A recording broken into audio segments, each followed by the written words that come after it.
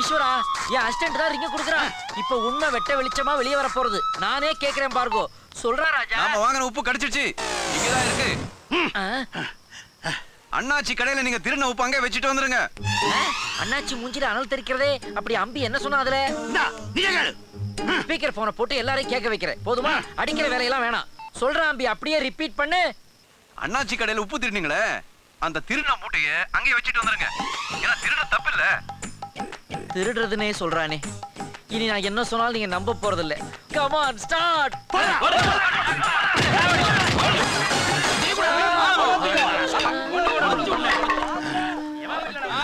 அம்மா, ஐயோ, பட்டைய கிளப்புறதுங்கிறது இதுதானடா. யாரோ கூப்பிடுறாளே, இவன்தான். என்ன முதலாளி சத்தம்?